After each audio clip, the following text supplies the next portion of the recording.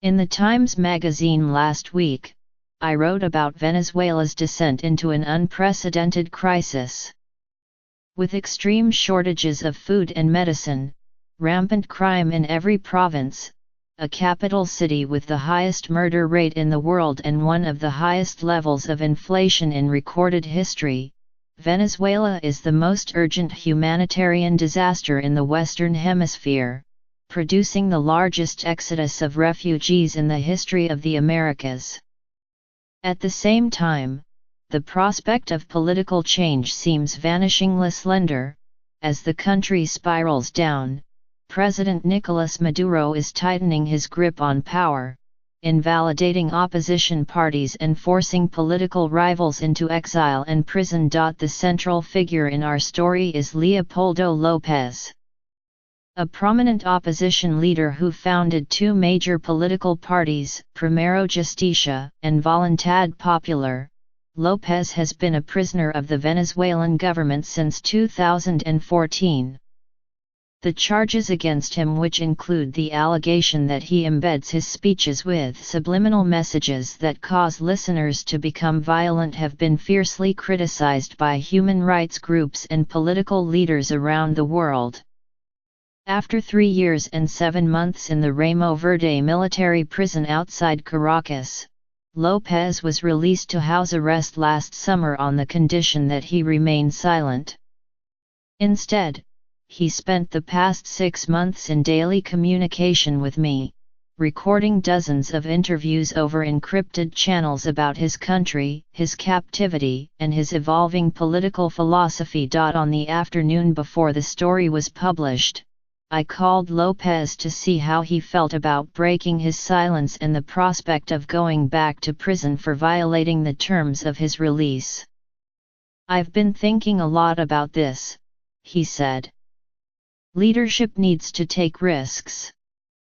The risk became concrete a few hours later, when agents from the Bolivarian Intelligence Service, or SEBIN, appeared at his front door. At first, they merely instructed López to perform a familiar routine.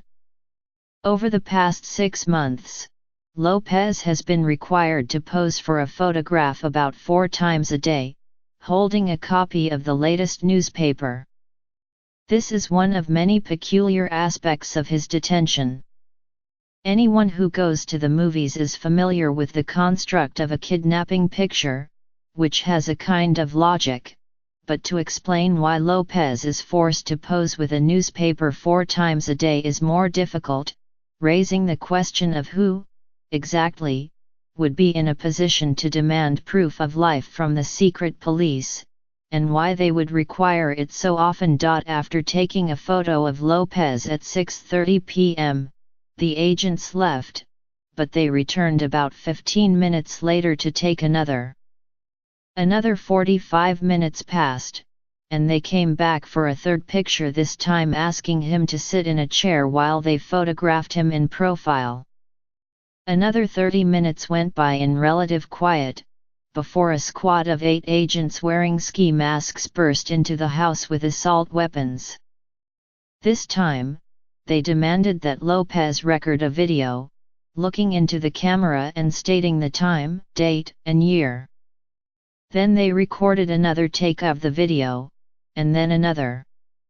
When they were satisfied, they told López and his wife, Lilian Tintori, that they were going to remain inside the house until a high-ranking intelligence officer arrived. Over the next few hours, López and I remained in contact with agents in the adjoining room. We spoke quietly and traded messages. A few minutes before 10 p.m., he was still uncertain what to expect. "We have asked what is happening," he said, "and finally they told us that there is the possibility that they take me back to Ramo Verde." An hour later, little had changed. "They are still here," he said. "I don't know what the outcome is going to be. I don't know what is happening. I don't know if it was because they got the alert of the publication, or something else is happening." For all its political repression, Venezuela is not yet North Korea or even Cuba. There are still remnants of the democratic institutions that once made it the envy of the region. The national legislature, for example, was effectively dissolved by the Maduro government after opposition candidates won a majority in 2015, but representatives of the National Assembly continue to meet and legislate in defiance of the administration. A handful of local and regional agencies have also maintained a semblance of independence, and when Sabin agents were still inside the house the following morning, López and Tintori began to raise alarms with their political allies. By midday, representatives of the National Assembly had gathered in front of the house to stage a protest. When journalists gathered to report on the scene, the police arrested half a dozen of them, but word was already spreading through the international community. Condemnation poured in from foreign leaders and organizations, including the Secretary General of the Organization of American States, Luis Almagro, who declared the invasion illegal, violating rights. The Office of Child Protective Services visited the home and took a stand against Sabin, issuing a public order that the presence of armed guards and ski masks was a threat to the well-being of the López children. Agents finally withdrew, taking up a position on the front sidewalk, where they remain in ski masks and tactical gear. How long they will stay, and what they are planning, is unclear. The agents have given no indication to López, and the Venezuelan government has not responded to my inquiries. Some observers have suggested a direct connection between my article on López and the raid. Moises Naim, a prominent scholar of Venezuela, who served as the country's Minister of Trade and Industry, captured this sentiment in a post on social media. In reaction to this New York Times Magazine's article, Maduro's political police is acting against Leopoldo López and his wife. But many people close to López have doubts. Agents entered the home several hours before my story was published, and friends of López find it difficult to believe that, after spending the past 6 months either unaware or unconcerned by our interviews, the Maduro government finally noticed and objected, just when it was too late. This weekend, I spoke with several people who suggested another possibility. They pointed out that the raid did not coincide merely with the article but also with an accelerating crackdown on his political movement. The party that López founded in 2009, Voluntad Popular, is by far the most confrontational element of the Venezuelan opposition. It was through Voluntad Popular that López organized the widespread demonstrations that led to his arrest in 2014.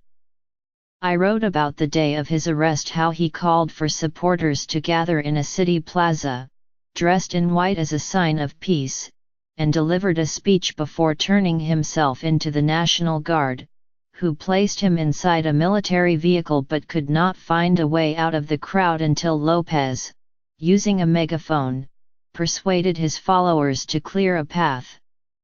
To describe that scene is one thing, to see it is another. This video offers a visceral sense of the energy and intensity of the movement López leads, and the reason it could seem threatening to a ruling party. Since that day, even with López in prison, Voluntad Popular has continued to be the most combative wing of the opposition. During an attempted negotiation this winter between opposition leaders and the Maduro government, Voluntad Popular was the first party to declare the process a failure and leave the table. Voluntad Popular was also the first major party to boycott this year's presidential race. In each case, the other major parties followed, and the Maduro government has now postponed the presidential election. Unsurprisingly, the government has also intensified pressure on Voluntad Popular. Nearly 90 members of the party have been arrested. One of them is Gilbert Caro, a member of the National Assembly, who was recently transferred to an undisclosed location, where he is being denied access to legal counsel or any contact with the outside.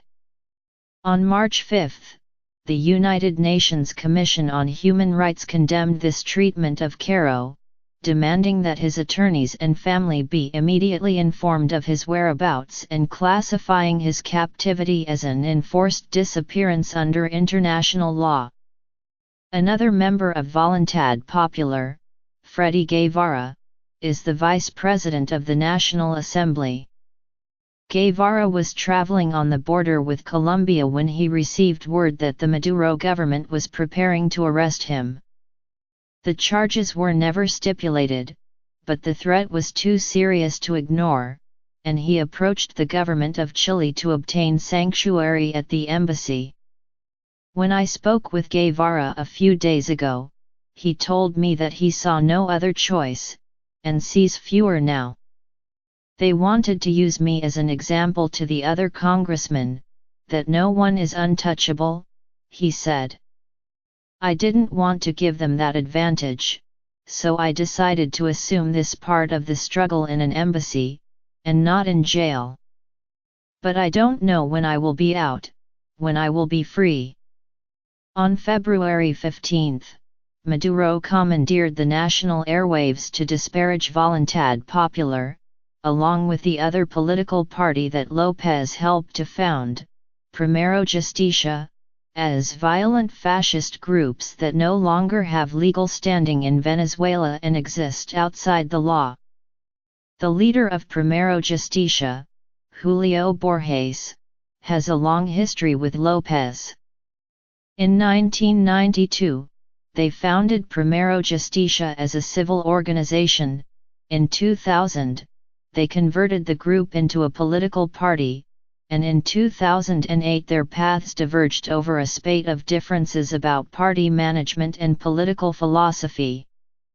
A core distinction between them is that Borges leans considerably to the right, while López is an elected member of the Socialist International. Even so, López and Borges have resumed a close partnership over the past few months, with López leading Voluntad Popular and Borges serving as president of the National Assembly. When Voluntad Popular withdrew from negotiations with the Maduro government this winter, Primero Justicia was right behind. When Voluntad Popular announced plans to boycott the presidential election, Primero Justicia did the same. As a consequence, the risk to Borges has been steadily rising. In recent weeks, he has remained outside the country. When I caught up with him yesterday evening, he was adamant that Primero Justicia will no longer participate in the electoral process until there is international monitoring of fraud. This position has put his party and his life in jeopardy. I have been threatened both in public and in private, violently intimidated on multiple occasions, accused by Maduro on national television of all type of made-up stories and physically hit several times, Borges told me. The weaker the government is, the more aggressive they get. In light of the crackdown on opposition figures, many people close to López suspect that the raid of his home was unconnected to my article. In fact, they wonder if the agents from Sebin learned about the story only when it appeared online in the middle of the raid, and if the article might even have complicated their plans to arrest him. For his part, López is unsure what to believe. What he does know is that the phalanx of secret police is still stationed outside his house, and the agents have given no indication of when they plan to leave. The prospect of going back to prison remains palpable and distressing, but López said he is prepared for whatever comes. That's the role of leadership in a situation like this, he told me. It's not about campaigning, or flyers, or the best slogan, or political marketing.